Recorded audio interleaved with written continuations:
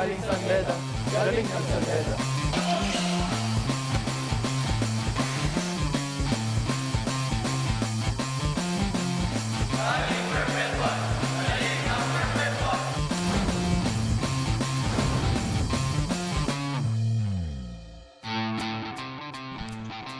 The NCAA on tour heads over to General Luna Street dito sa Maynila, and we are inside the Emilio Aguinaldo College Sports and Cultural Center as the Emilio Aguinaldo College Generals get ready to host the University of Perpetual Health Altas as we continue action in season 94 of the NCAA live on SNA. Magandang hapon mga kapamilya. The EAC Generals talagang determinado makuha yung kanilang unang panalo in the tournament, and they're up against a very impressive Perpetual Alta squad na galing sa isang gritty win, galing panalo. As we welcome you to our live coverage on this Thursday afternoon, Miko Alili kasama si Martin Antonio, and Martin, great atmosphere dito sa EAC Sports and Cultural Center. At napakaganda nga niyan, Miko. Punong-puno tayo ng mga estudyante ngayon, at hindi lang estudyante, pati mga alumni and teachers nila, sinusuportahan ng kanilang koponan ang EAC Generals na kumakatok at gustong kuhanin niyang unang panalo. Nasabi mo nga kanina, maganda rin ang panalo netong Perpetual Health Altas ng nakaraan nilang laro. Now, for the EAC Generals, this is a great opportunity. You need a win. You don't want to go down 0-3. And then, nandito ka sa home court mo. When we look at the team standings, this is an important game para sa Generals. They're facing, a possible Final Four team against with the Altas. But this is a great chance to get the win number 1. Exactly. Una nilang nakalaban, LPU Pirates. Medyo malaki ang inilamang sa kanila. Arellano Chiefs, tinalo rin silang Perpetual Health Altas, isa sa mga dark horses natin dito sa ating torneo na natalo sa San Beda nung opening day, panalo sa Letran Knights, isa sa mga inaantabayanan din natin na mangunguna dito sa ating torneo ngayon. Kaya nasabi mo, the crowd will really help them get a boost para makuha yung panalo na yan. In other words, the crowd should be a factor for the Generals this afternoon. Okay, tutukan muna natin yung Altas. You know, this Altas team, they could easily be at 2-0. I mean, dikit yung laban nila. Dikit yung laban nila against San Beda on opening day. Tapos, they had strong finishing kick against Letran in their second game. Parehas na sa dulo sila naghabol. Kinapos lang sila sa San Beda. They were one possession shy of getting into overtime na agaw lang ni Robert Bolick. Dito, kontra sa Letran Knights, Edgar Charcos at ang kanilang depensa ang nagtawid sa kanila patungo dun sa panalo na yun. 3-point win, 78-75 during that fourth quarter in the last 7 minutes and 12 seconds. Only 1 field goal at 5 turnovers para sa Letran Knights. If you're Coach Frankie Lim, ito yung mga gusto mong makita eh. You're in a close game, pero it's not enough na you're in a close game. Parang yung nangyari against San Beda. What's most important is, kaya mong tapusin yung game with a victory in the end. Exactly. Yung killer instinct sa dulo. Kumbaga pa jab-jab ka lang, pero meron kang pangtapos dun sa dulong round ng laban. And as we go along, titingnan kasi natin itong Altas kung talagang legit. If they're a legit Final Four team, Edgar Charco seems to be a legit scoring option at the point guard spot. Ang tira ay singtamis ng churros pag bumitaw. 27 puntos, 3 out of 5 sa 3-point shots, Miko. Ano pa bang hihingin mo? Foul trouble pa siya nung first half nila. Nakakuha agad siya ng 4 na fouls. Ito naman sa EAC General, si Juju Bautista ang mangunguna para sa kanilang atake. I mean, you have to love the way Juju Bautista plays. It's all hustle. It's all hard. He will get every rebound na pwede niya makuha in a game. Yun yung meron talaga siya. Energy. Hindi man ganun ka-efficient ang kanyang mga galaw, pero lagi siyang nandoon. Pag may scrum, pag may loose ball, pag may pagkakataon kumuha ng hustle points, Juju Bautista will there. Nakikita natin ang kanyang mga numero. 14 na puntos, 16 na rebounds, 1 block. At hindi lang yun, yung napakataas na energy na ibinibigay niya sa opensiba at defensiba nitong EAC Generals. Ito yung mga player na ayaw mo, assignment mo to eh. Ayaw mong kalaban. Kasi ang sipag eh. I mean, you have to chase him all over the court para lang ma-box out mo siya. That's the kind of guy na ayokong katapat yan. And exactly. If you put a body on him, he would still find a way to slither to the paint and just get those loose balls to help his team win. So Jojo Bautista and the Generals, again, looking for win number 1 dito sa NCAA. At kasama rin natin sa ating coverage team para sa NCAA on Tour, Angelique Manto. Angelique? Happy first game, Miko, and hello, Martin. Alam nyo, ibang klase talaga ang energy dito sa EAC Gym, especially NCAA on Tour. Pero for sure, hindi magpapatalo ang mga kapamilya natin na nasa kanilang mga tahanan. Kaya naman, i-tweet nyo lang kami, mag-send kayo ng post at cheers sa team sa sinusuportahan nyo today sa pagitan ng Perpetual Altas o ang EAC Generals. Huwag nyong kalimutang gamitin ang ating official hashtag, hashtag NCAA Season 94 and hashtag Galing NCAA. Baka pwede nyo ring isingit yung hashtag Ask Tito Miko sa mga tweets ninyo at malay nyo, ma-flash natin yan on air in just a bit. Miko and Martin? Alam mo, Angelique, I am so happy. Hindi na ako malas. Kasi yung unang... Natuloy na rin. Finally. Dati, hindi natutuloy ngayon. Tuloy na. Okay, magpapatuloy ang ating coverage dito sa NCAA on Tour after the break. Generals versus Altas coming up.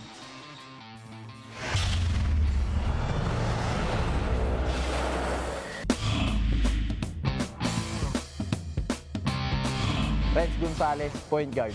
Jerome Garcia, shooting guard. Juju Bautista, forward. Derek Diego, forward. Amadou Lamino, center. Edgar Charcos, point guard. Jello Razon, shooting guard. Eze Prince, center. Kim Aurin, shooting guard. JM Pedrosa, shooting guard.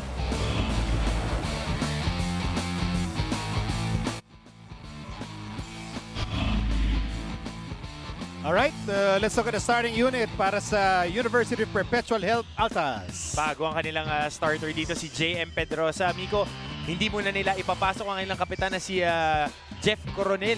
Bubunutin niya ni Coach Frankie Lim sa kanyang bench. Dito makikita naman natin ang home team. Renz Gonzalez, Jerome Garcia, Amadou Lamino, Jeric Diego, at Juju Bautista. Hindi nila isa-start ang kanilang surprise package na rookie, si Maui Cruz, na napansin nga natin, medyo nagpatabas ng gupit, ha? Kasi on tour eh. Oo. Dito, Home team pa, home team eh. Home court eh, kaya nagpagupit eh. At in-start din nila si Jeric Diego. Maganda ang inilaro ni Jeric Diego nung nakaraan nilang laro. Nagbigay ng quality minutes off the bench. Ngayon, bibigyan ng mas maraming minuto si Coach Ariel Sison. So Prince Ese and Amadou Lamino will jump it off. EAC Generals, sila yung nakapula. And the Altas are in immaculate white. And this game is underway. Is it already safe to assume na in this game, Martin, advantage has to go to the Altas? Maganda yung una nilang dalawang laro. They would have that boost of that those performances against the top two teams ng ating league. But it still remains to be seen because the EAC Generals has the home court advantage and you can't take that away from them. The first possession para sa Generals, I think pwede mo rin tignan, pwede natin tignan yung game nila against Lyceum. Bagaman natambakan sila nung una, they did a great job of getting back in that game. Humabol din, kinapos lang sa dulo. As Lamino misses, Gonzalez with the rebound and the putback. And those are the things that you want to eliminate kung ikaw ang University of Perpetual Health. Ang mga Altas dapat bumabox out. The smallest guy on the floor, siya pa yung nakakuha ng offensive rebound at putback.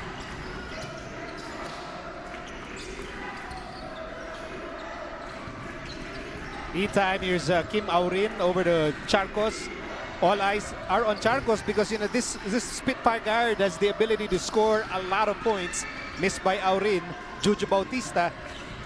Asahan nyo maraming rebound ang kukunin ni Juju Bautista today. Dahil very active underneath. Magaling pumwesto and hindi rin nauubusan ng energy. Nice swipe and a nice pass. Charcos, but there's a block by Lamino. And the basket is good for Jello Razon. And there's a foul. Ito yung nagdikit sa kanila dun sa laban nila kontra sa Letran Knights. As you see, ito yung supalpal ni Lamino. Pero ito, yung hustle points, Aurin to Razon. Not giving up on the offensive boards and they keep on finishing. The bonus free throw para kay Jello Razon, who also is a fan favorite, ano? Oo. Hindi lang dito, kasi nasa EAC tayo eh. Pagka tinitignan mo yung tema ng koponan nila, Coach Frankie coaches with an alpha and then a lot of role players around Edgar Charcos. Pero nung nakaraan nilang laro, Charcos was in foul trouble. The role players really stepped up their game. Meantime, Jerome Garcia, drop pass. Lamino is fouled. By the way, our officiating crew para sa ating on-tour game.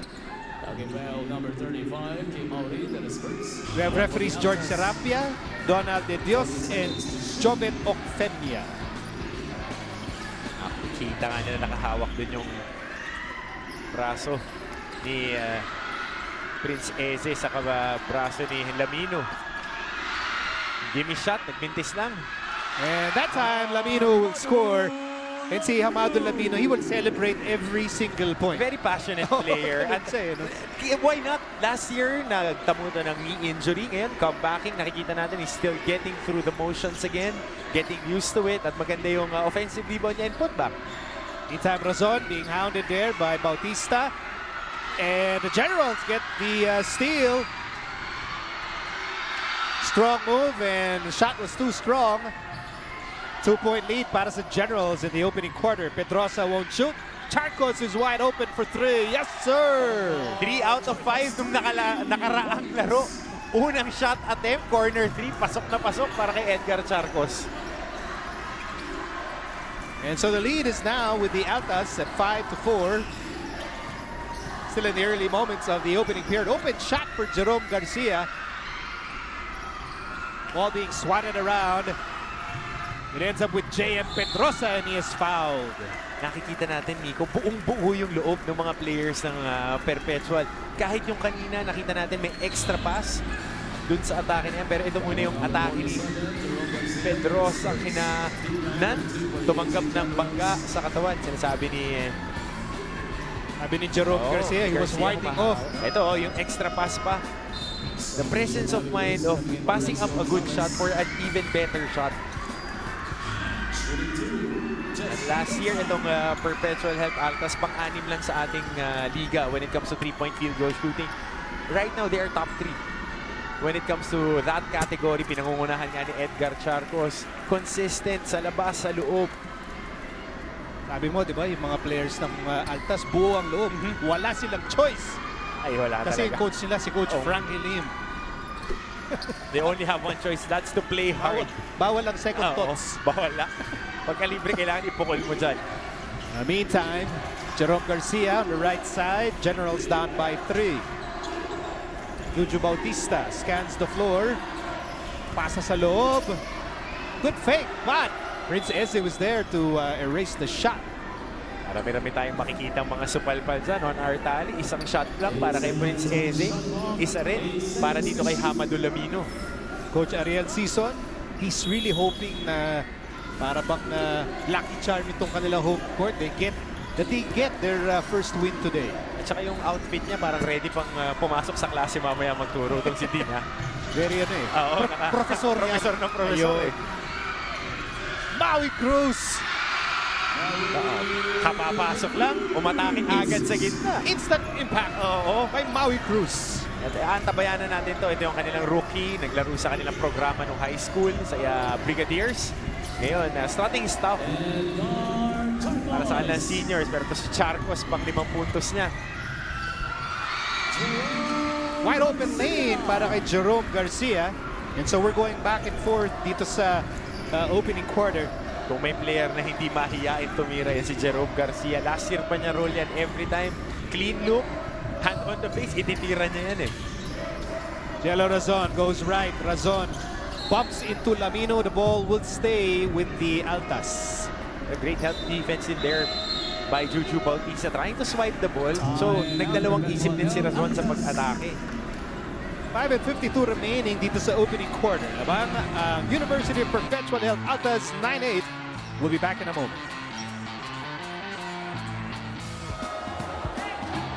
Mga kapamilya, nandito pa rin tayo sa NCAA On Tour sa laban sa pagitan ng Perpetual Altas kontra sa homeschool, ang EAC Generals. Miko and Martin, our coaches, are putting different kinds of pressure sa kanilang mga koponan. For the home team, the pressure to win this game is up high, hindi lang dahil nandito tayo sa home court nila, but because remembering last season, hindi nila naiuwi ang panalo dito mismo sa gym na ito. This is also Hamadu Lamino's first time to play in their home court for NCAA after missing last season due to his ACL. At sabi nga niya, kahit hindi pa siya at his 100%, he will be giving his all for the Generals. Now, this advantage is acknowledged by the Altas. Sabi nga ni Coach Frankie Lim, it stands as a factor, especially for his young team. So he's putting a reasonable amount of pressure onto them for this game. He is not expecting them nor putting the pressure to perform exceptionally well, but to just emanate the same intensity and work in their practices, and they should be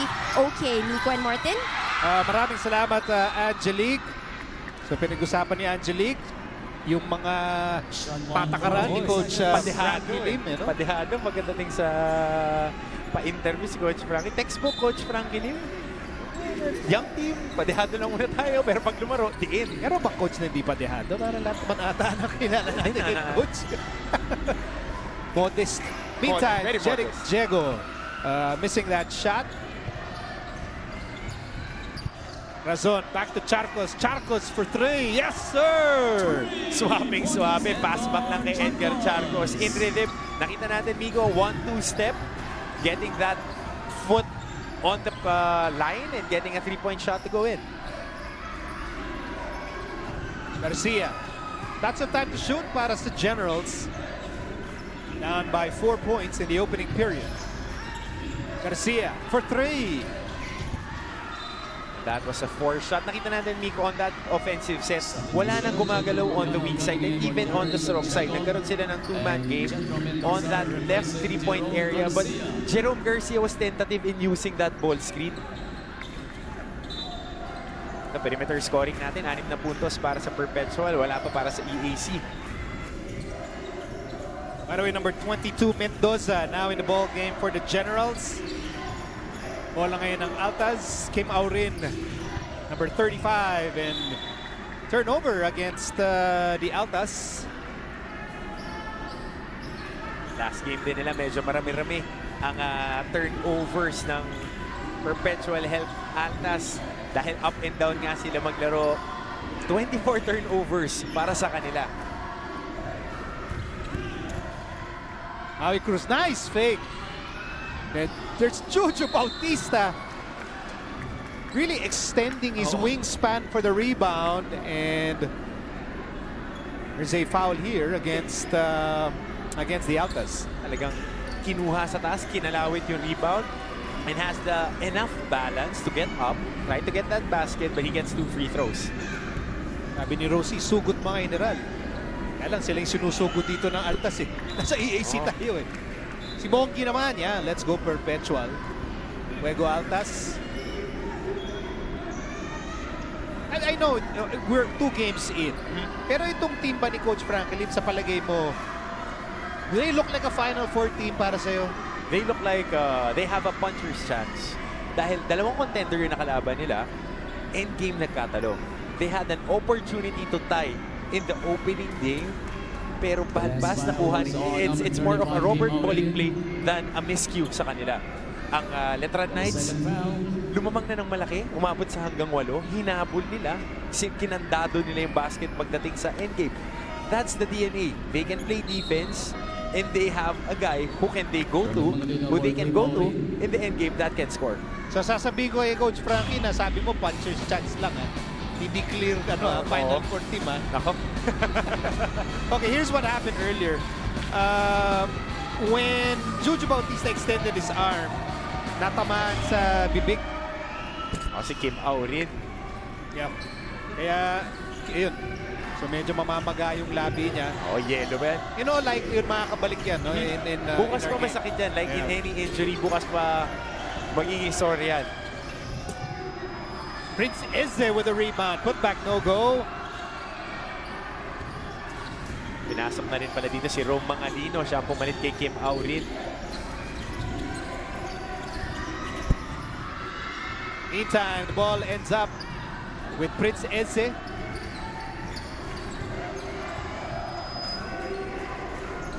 Razon on the left side. Mangalino back to Razon. Lots of time to shoot. Pedrosa. Shot clock down to 10. Pedrosa to Mangalino. Mangalino inside. Drop pass. Eze. Eze getting the loose ball but missing the jumper. Walang pinuntahan yung offensive set nila na yun. Parang nagpapasaan lang sila sa labas. Walang nafa-fabricate na opensa. Nandinited kasi si Edgar Charcos. Yun yung hinahanap ni Coach Frankie ngayon. Ito yung papasok niya ang kanyang kapitan si Jeff Coronel. Isa pang shot creator. Dahil ang may skill lang talaga as of now, as of the moment, ay si Edgar Charcos at si Coronel na mag-create ng sarili nilang tira para dun sa mga broken play na ganun.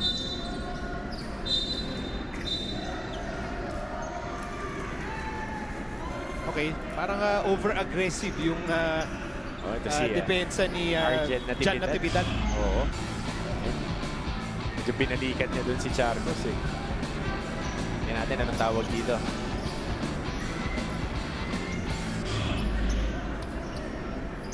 Nag-uusap sila, oh. Si Charcos at si Natividad. Kalmado din tong si Charcos, sabi ko. Last game, pinasok si sino ba pinapantay sa kanya? Una si Balanza. Tinatrash talk din siya. Sabay nagpalit ng tao. Ganun ang ginagawa sa kanya. But still, Sportsmanlike foul on number 2. wow, and sportsmanlike foul. That would be 2 free throws and ball possession para dito sa Altas. Mabigat din kasi doon, hindi pa nga nai-inbound yung bola. Okay lang na iparamdam mo yung katawan mo sa defender, pero pag i-generate mo, ibinaon mo yung balikat mo, most of the time tatawagan talaga ito. Tingnan natin. At dun sa angulo pa ng referee, mukhang tumama ng solid eh. Dahil maganda yung pagka-emphasis ni Charcos eh. Marunong din. Maganda yung pagkaka-jerk ng ulo. Yun yung mga magagaling ng mga bata dyan ngayon eh, no, Miko? Yung pagbenta ng tawag. It's part of the game, actually. I mean, you can call it a flop if you want, but it's part of the game. It's a skill. It's an art form. And, you know, if you convince the referee na ang lakas ng tama sa'yo, then, you know, that's a plus for your team. Tulad nito, pwedeng maging 4-point swing or 3 or 5-point swing tong possession na to. Hindi pa rin tumitigil tong si Natividad sa pagkanti dito kay Edgar Charcos. Really body up Charcos. And the ball is tapped out by Maguliano. JP Maguliano. A very aggressive defense being applied by the Generals towards the end of the opening quarter. Dapat i-expect na rin ni Edgar Charcos yan. After pouring in that much points. Nice move. Hindi niya kinala yung Natividad eh. Attacking, going to the paint, finishing high off the glass. Double digits para dito kay Edgar Charcos. 11 points for Edgar Charcos to lead the way for the Altas. They're on top by 6. How would the Generals respond? 3 ball goes in for Argel Natividad. And the first time na may nakita tayong inirun sila na pattern. Dribble penetrate, kick out on the free shooter the moment that his defender collapses to the penetrator. Approaching the last 2 minutes of the opening period. No getaway para kay Razon. Maui Cruz with the ball. Maui Cruz. Ooh, bad pass. Sama yung pass niya, mukhang natabik. Tinatawag ni jump ball at possession arrow mananatili dito sa EAC Generals. Here's that move by Charcos. Basta nakababa na siya ng shoulder, konting space lang at maipasok niya yun. He has, ang ganda ng finishing niya using English off the board. Altas on top, back in a moment. Technical foul is called on Perpetual Health head coach. Back inside the Emilio Aguinaldo College Sports and Cultural Center kung saan si Edgar Charcos is waxing hot. Noong nakaraan nilang laro, 27 puntos, 75% on the field goals, 4 na assists, at mas importante doon, 3 out of 5, 60% sa 3-point area, foul trouble pa siya. Hindi po naglaro yan ng third quarter ng laban sa Letran Knights. So 27 points the last game, 11 points already. Hindi pa tayo tapos sa opening quarter. Pero mate-technical dito si Coach Frankie Lim dun sa sequence na yun dahil nagreklamo siya kung anong nangyari, bakit tinawag yung jump ball. Tinawagan siya ng technical ng ating mga referees kaya merong free throw dito I think ang Generals. So technical foul against Alta's head coach Frankie Lim. And that's why Jeff Mendoza is on the line. Opportunity para makalapit for the EAC Generals. Bagamat hindi nakakapag-run ng patterns, laging galing sa broken play. Sabi nga natin kanina, isa pa lang yung na-run nila ng magandang set. Dikit pa rin yung laban natin eh.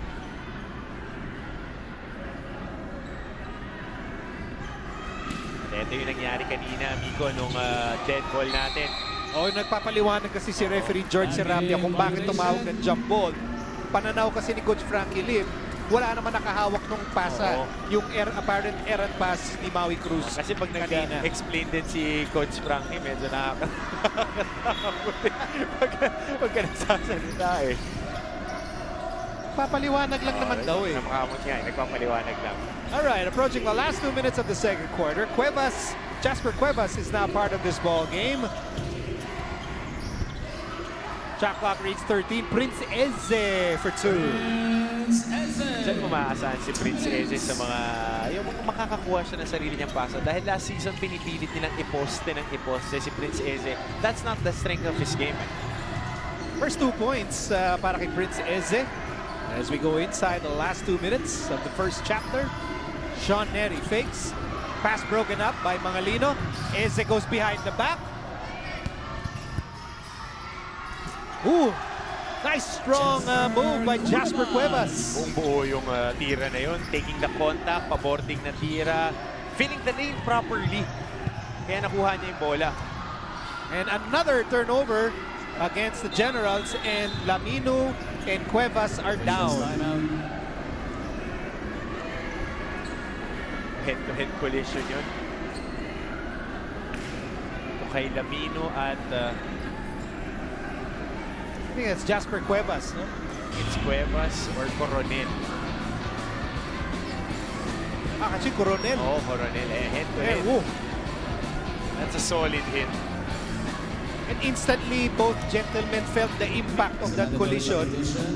Amado Lamino and Jeff Coronel. Si Lamino, okay, nakatayo na si Lamino. He seems fine. And then ngayon naman, tinutulungan si Jeff Coronel.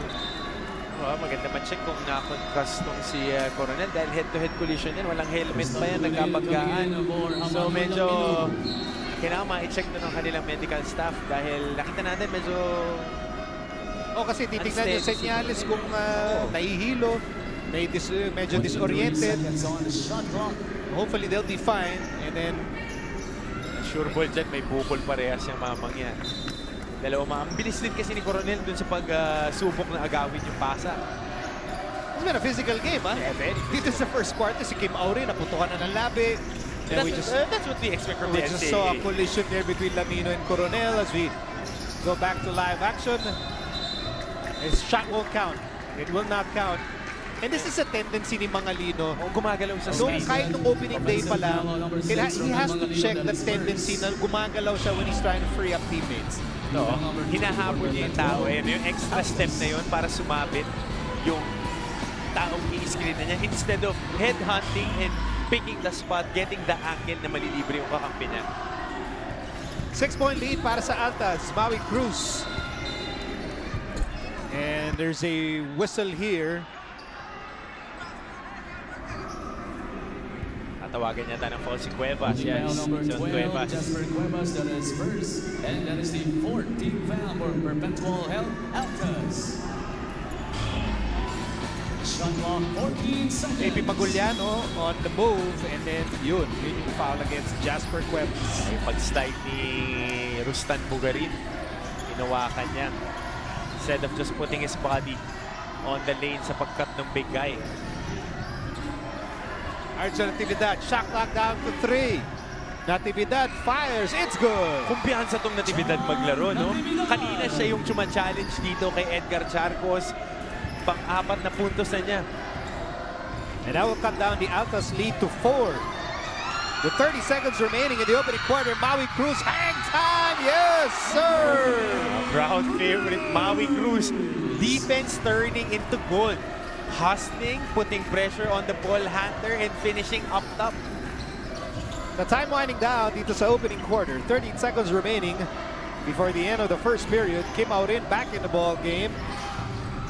6 seconds remaining in the quarter. Aurin, nice pass to Mangalino. Blocked, but there's a foul. Ganda ng drop pass na yun ni Aurin kay Mangalino. Akala mo sasalpak kasi very athletic tong si Mangalino. Nakakbuelo na siya ng 1-2 step. Pero gusto pa niyang ipa-boarding instead of going strong. Ito, tingnan natin, no? Attracting the help defense. Ayun, no? 1-2. Nasa taas ka na eh. Kailangan ipako mo na yan. The foul is against Rustan Bugarin. And 2 free throws here for Rome Mangalino. Oh, very excited ako for this player. Hindi pa niya gaano nagagrasp yung sistema ni Coach Frankie because the way that he runs his team, it's always that power forward and the point guard that will be getting a lot of looks because of that dribble, penetrate, and drop offense. Second free throw for Mangalino is good. Back to a 3-point lead. 2 seconds to go. Sayang yun. Sayang nga. He had a clear look at the basket but decided to fake. No basket. Gusto pang i-up and under.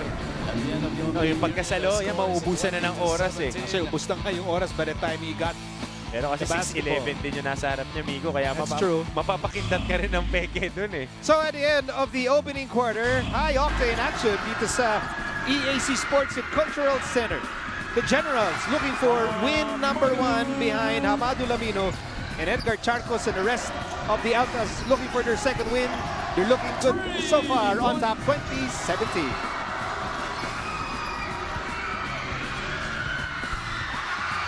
Maui